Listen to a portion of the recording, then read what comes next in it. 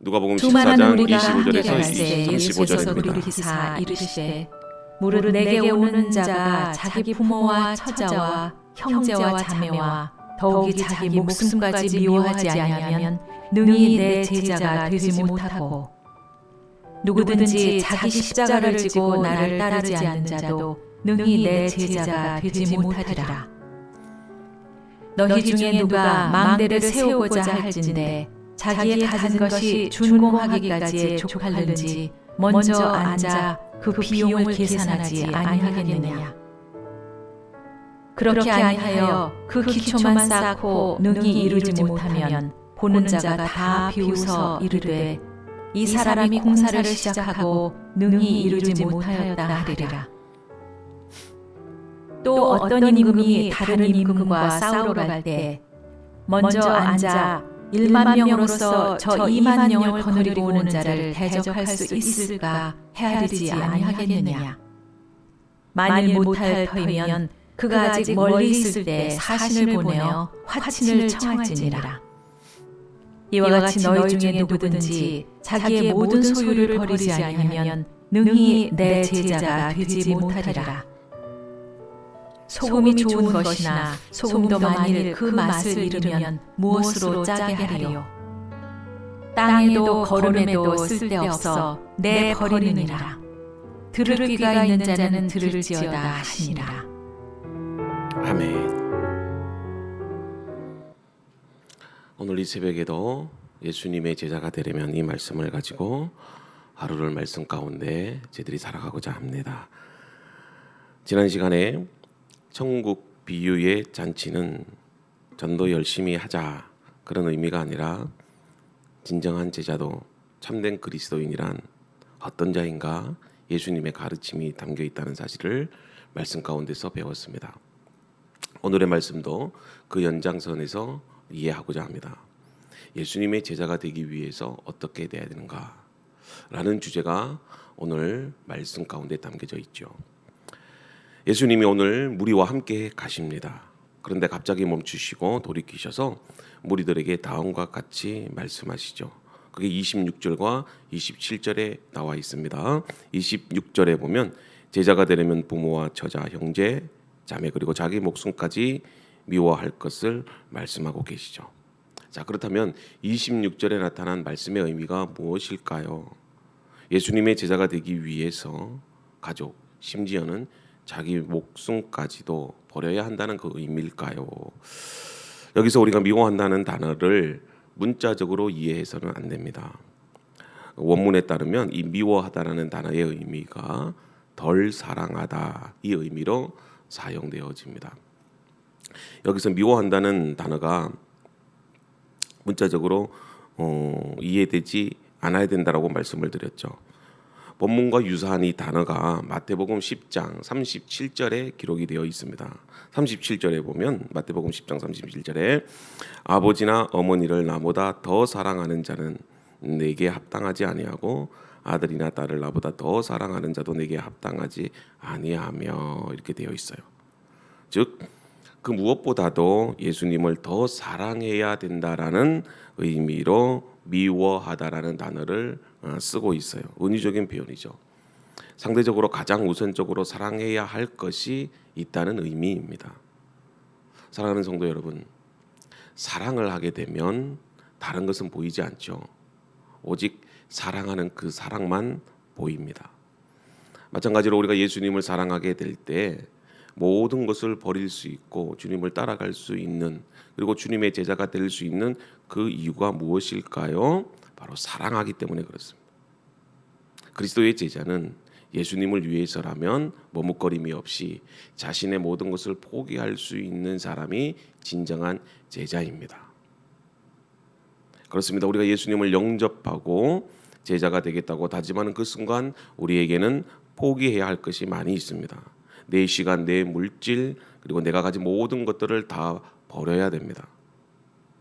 그러나 이것을 버리고 주님을 따라간다는 것이 너무나도 어렵습니다. 예수님과 부자 청년의 비유를 여러분들 잘 알고 있을 겁니다. 이 내용은 사복음서 전부 기록될 만큼 아주 중요한 메시지를 우리에게 교훈해주고 있습니다. 그것은 제자됨이란 무엇인가라는 교훈을 주기 때문에 그렇습니다. 예수님 당시에 부자가 가난한 사람보다 더 천국에 들어가기 쉽다고 많은 사람들이 생각했습니다. 왜냐하면 신명기 말씀을 근거로 부자는 하나님의 축복이고 가난은 저주라고 생각했기 때문에 그렇습니다. 그런 상황에서 제자들은 부자가 천국에 들어가기 어렵다는 이 예수님의 말씀에 아마 많이 놀랐을 것입니다. 실제로 이 부자 청년도 자기의 것을 다 버리고 나를 쫓으라고 하는 이 예수님의 말씀에 근심하고 돌아갔다라고 그렇게 기록되어 있죠. 부자가 천국에 들어가기 어렵다고 하는 이 표현은 부자가 천국에 못 간다 이렇게 단정지어서 하는 말이 아니라 주님의 제자가 되기 위해서 자기의 모든 것을 버리는 것이 어렵다는 교훈이죠. 예수님이 부자 청년에게 가르쳐주고 싶었던 교훈이 무엇일까요? 바로 하나님이 나의 참된 주인이 되시고 우리는 단지 청지기에 지나지 않는다는 사실을 가르쳐주고 싶었습니다. 사실 우리는 살다 보면 둘 다 포기하고 싶지는 않아요. 제자가 되기를 원하고 내가 가진 모든 것들도 포기하고 싶지 않습니다. 그러나 여러분 기억하십시오. 영생의 길은 언제나 하나입니다. 버릴 수 있는 믿음을 가지고 우리는 주님의 제자가 될 수 있어야 됩니다. 여러분 사랑이란 무엇일까요? 사랑은 내가 사랑하는 그 대상 이외에는 다른 것이 보이지 않는 것입니다. 제가 로덴교회를 처음으로 시작할 때도 우리 교회 주변에 교회가 그렇게 많이 있다는 사실을 처음에는 깨닫지 못했어요. 그래서 교회를 개척하려고 이제 부동산에 계약을 하고 그리고 주변을 돌아봤는데 그때는 하나도 보이지 않던 교회가 왜 그리 많이 있던지요. 교회가 정말 하나도 보이지 않았습니다. 사실은 많이 있음에도 불구하고요. 그 이유가 뭘까요? 우리 교회를 너무나도 사랑해서 그런 것 같아요. 여러분 진정한 사랑은 주님을 위해 내 것을 포기할 수 있도록 용기를 줍니다. 그리고 오직 주님만 바라보며 살아갈 수 있도록 우리에게 믿음을 갖게 해 주죠. 이것이 바로 진정한 주님의 제자의 모습입니다. 그리고 주님의 제자가 되려면 자기 십자가를 지고 주님을 따라야 합니다. 27절을 봅니다. 누구든지 자기 십자가를 지고 나를 따르는 자도 능히 내 제자가 되지 못하리라.